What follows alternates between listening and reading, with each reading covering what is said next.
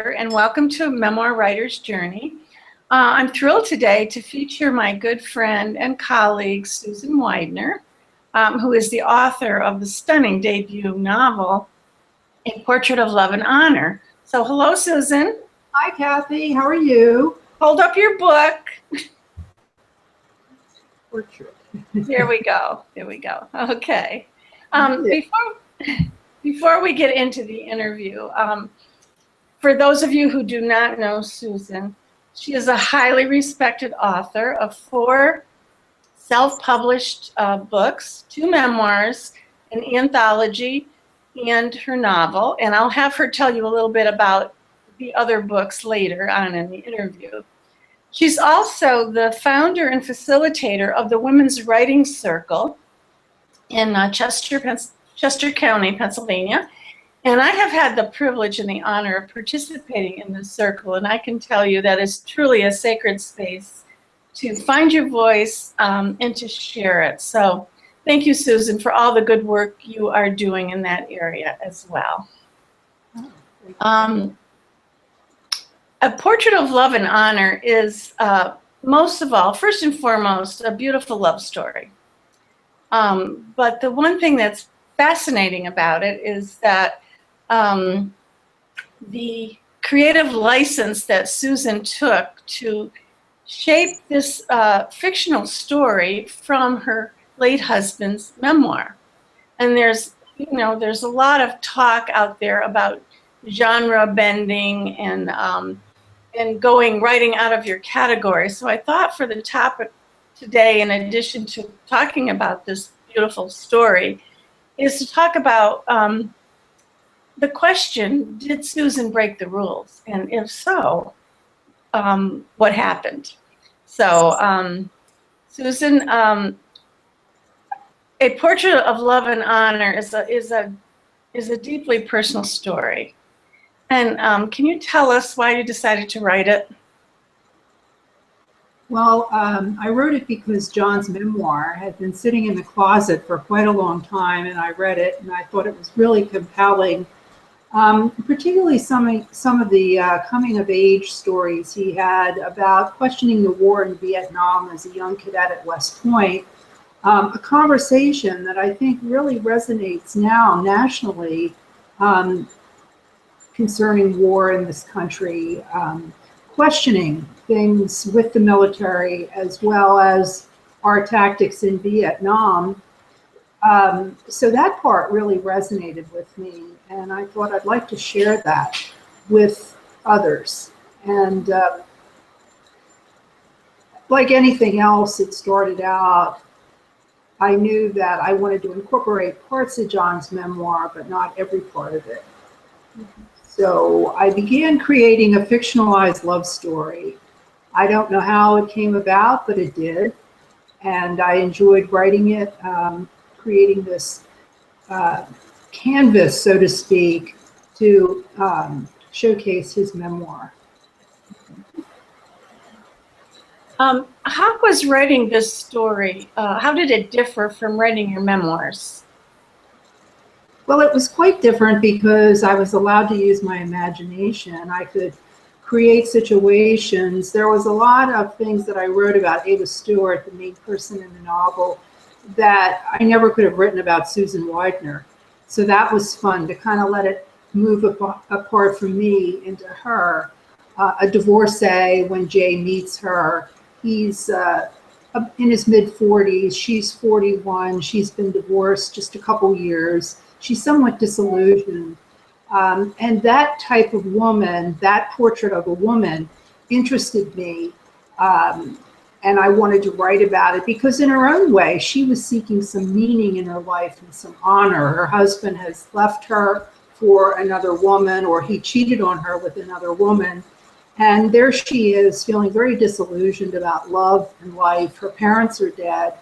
And so she's on her own quest for honor and meaning in a world that often seems like it doesn't have a lot of honor. So when she meets him and begins to read his memoir, the centerpiece of which is honor and holding to values that the Academy instills duty, honor, country, she begins to find herself very much drawn to him. And that's all fictionalized. Of course, in my own life, it very much resonates too with how I felt about my husband as a very honorable man. Mhm. So it was different than writing a memoir, because writing a memoir was more about me. It was from my point of view only. This book moves back and forth between first and third person narratives, and the 2 points of view are not just hers, but Jay's, obviously. So that's completely different than a memoir. Mhm. I know from writing your memoir. Mhm. You were faithful to his lead, which I loved.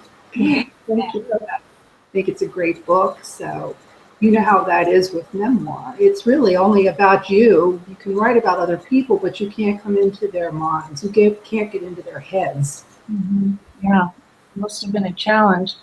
Well, since your book is based upon your late husband's memoir, um, did your sons have any feelings about whether it should be written within the framework of a novel or a straight memoir? It's kind of a multi-part question here. If they had any opinions, what were they and what did they say? And do you, in fact, feel that you broke any rules? Rules being, could you just clarify what you mean by rules? By breaking the rules of writing of genre, like memoir being from a true story written by the person versus the memoir being incorporated into a novel? Okay. Yeah, because in answer to the first part of the question, the boys thought that the love story was really going to make the story much more interesting, and they were totally behind that. They were not at all adverse to the idea of me excerpting portions of their dad's memoir. In fact, they were very encouraging that I write the love story because, as my one son said, "Mom, you were his dream come true." And so I wanted to encapsulate in that book that story between Ava and Jay that in many ways was reflective of my own story with John. In terms of the memoir, he's been dead for 21 years.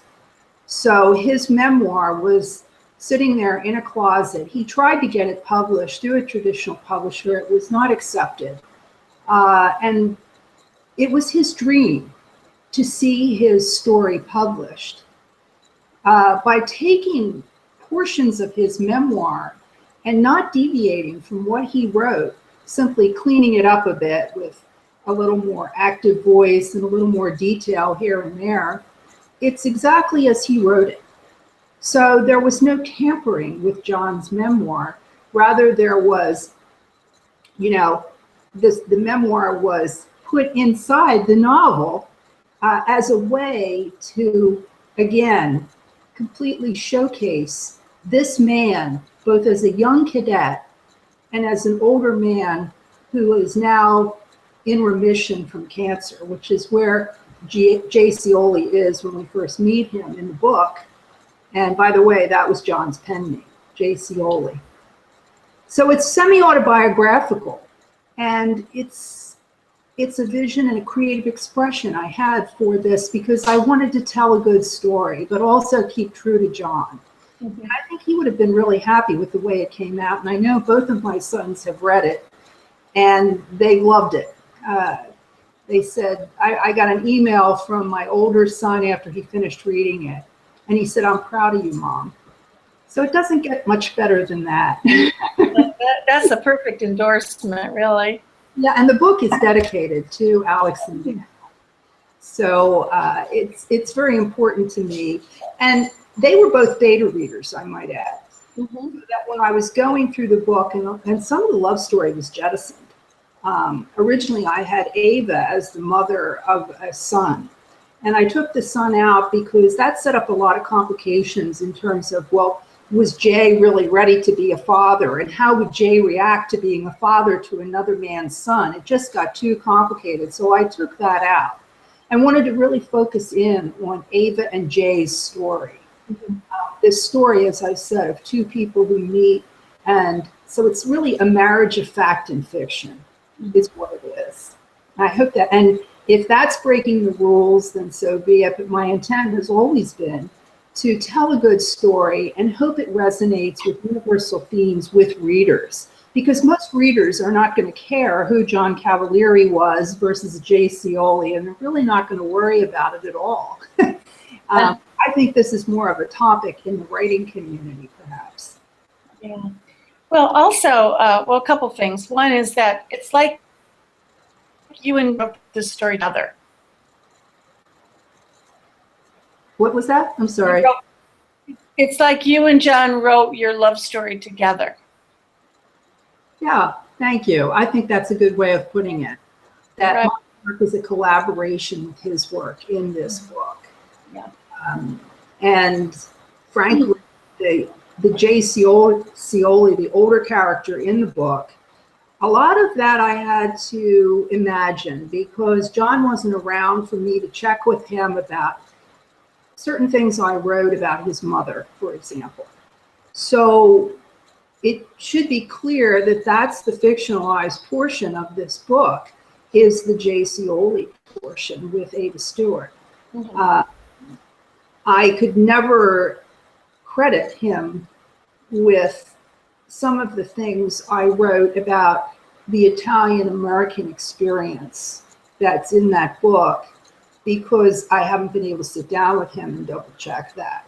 So, I mean, a lot of that is what I wrote as I would imagine Jay was dealing with it at the time. Yeah. Well, in regards to this breaking the rules, you had shared a post on social media by a literary agent named Carly Waters, and I will link her post in this post. But I thought it was interesting because she talked about rules can be boring and that books are defying categories or genres, and that to step outside the known boundaries but still stick to the universal human emotions is what readers want. So I thought that kind of fit into your novel and where it fits, because it's was probably difficult to figure out what category to put it in when you had put it up on Amazon. Yeah, it was. I actually bandied it about with a couple of people, whether or not it should be called creative nonfiction, whether or not it should be called a novel based on a true story, which I obviously selected, because I think writers need to take risks with their writing and not be bound by genre rules. As I mentioned, I think to a friend, Truman Capote wrote the first nonfiction novel. Okay, nonfiction novel, Cold Blood. Agatha Christie was almost booted out of her writing group for breaking the so-called rules of mystery writing. I feel as an artist, you have to have a creative expression, and just what you said, it's telling a good story. And I was lucky because I had at my fingertips a very well-written memoir from a man I knew and loved. And this was never going to be strictly reprinted as he wrote it with, so he went into long descriptions about things that I didn't feel would enhance this story. So there you have it. But I do think that as a self-publisher, because you brought that up earlier, which I am, I created my own imprint called the Writing Circle Press. And taking risks is all part of being an independent author. Taking risks is all part of being an author entrepreneur. And it was very interesting when I saw that post by that literary agent, because apparently agents are looking for something that is breaking the rules, which I had no idea that they were looking at genre busting, so to speak. But when you think about it, it makes a lot of sense. I mean, so much has been autobiographical, from Hemingway to Charles Bukowski books, that it really gets to the point that you realize, where does it separate out between memoir and fiction anymore? I think we all realize that most fiction is based in memoir. Would you agree with that? Oh, absolutely, yes. And basically, readers want a good story. Yeah. Right. No matter what shape it's in. So, well, you are the author of 4 self-published books. You have any words of wisdom to share with us about publishing? Well, it's something interesting because someone asked me that yesterday, and I said, always be sure that you know have your creative vision in mind.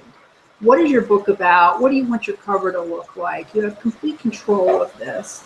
And I think it's really important, too, that people realize that this is pretty much the acknowledged way to go in terms of royalties and getting your work out there. I mean, it's no longer what it used to be, that you were considered an outlier if you had self-published. It's now universally acknowledged and accepted that you get really pretty good royalties off of it. And what I like about it, too, is that it gives me a chance to get my work out there and really do it in a fashion that has to be done professionally. And that's what I would advise people to do, is always hire an editor, hire a cover designer, and make sure that you are in control of the final product through a copy editor, and take your time with it.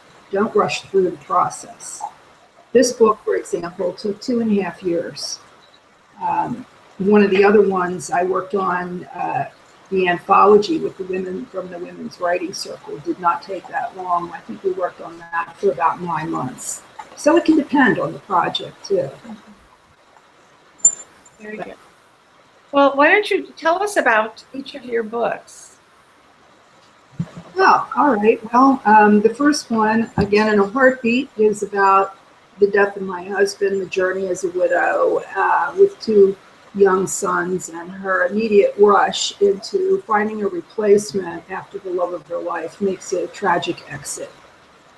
Internet dating is in this one, as well as the whole thing of grief and loss and coming to terms with a very, what I consider, honest revelation of who I am and what I went through, my anger and my confusion, without trying to sugarcoat the whole process of grief and widowhood.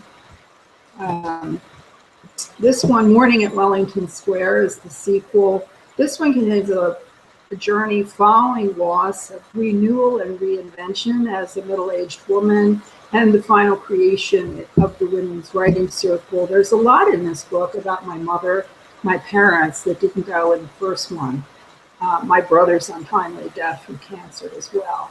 So I think that they go nicely. And I've noticed, too, at signings that people will buy one or the other, but sometimes they don't buy them both together, and that's good. That's why there's 2 of them. They have their choice. The third one is the anthology. This was done by 15 writers here in suburban Philadelphia who are part of the Women's Writing Circle. And these stories cover marriage, childhood, career loss, just a whole range of topics relevant to women. And we love this book because we take this one out in the community, and we have a lot of fun at readings and signings and people buying it as Mother's Day gifts, for example. And then the last one, of course, is what we've just been talking about, A Portrait of Love and Honor. And this is my photograph on the cover. This is the tar bucket, the West Point hat that John wore when he was a cadet there. And the red rose is symbolic of our love for one another. So Eva and Jay's love for one another. Yeah. And I don't have anything else I'm working on right now. Right now I'm in the whole social media thing of trying to promote the book, set up some signings, but I'm looking forward to taking most of the summer off and just relaxing. This has been pretty strenuous on me personally to do this and get it out there and all that goes with it, as you know. Yes. And let's not forget to mention that A Portrait of Love and Honor is really part of the trilogy of the love story. Yes, it is. That's very true. And in fact, that was Daniel's words for it, my son. He came up with that concept because it sort of completes the entire portrait of love between two very ordinary people who are seeking something special in life, some meaning and honor in a world that often doesn't seem very honorable. So, yeah, thank you for reminding me about that. Yes. So Susan, tell us about your website and how we can order your books. Yeah, thank you. The website is www.susanweidner.com, and on there is a button or a cover of each book. You can just hit the cover, and you can order it through Amazon. It's a Kindle book as well as on Amazon. You can also order it through Barnes & Noble and IndieBound. So all of them are available. And, you know, that's the way I noticed they're cropping up too on the internet. Other sites that I don't even know, they have it too. So it's out there. All of them are out there. I mean, I think that's one of the really exciting things about publishing these days is that before people couldn't get their work out there, now it's out there. It makes it so accessible to the reader to have their work out there. As you know. Well, it's a beautiful story, Susan. Your writing is eloquent. I was fortunate to be your beta reader. I loved it, and I hope lots of people download it and order it and enjoy it. I see it as a lifetime movie someday. Oh, thank you. Well, I want to thank you for everything that you've done, not just for me, but other writers promoting and, you know, your own story, which is very important to tell. Great success with your Goodreads giveaway, which I understand is going on now. Yes, it is. Yep. Well, we all get by with a little help from our friends, don't we? Oh, yeah. Well, Susan, it's been a pleasure to have you. You've shared some really valuable tips, and I hope for some good discussion when this gets posted on May 18th. And thank you for being here. Thank you. It's been my pleasure. Okay. Okay. Bye-bye. Bye-bye.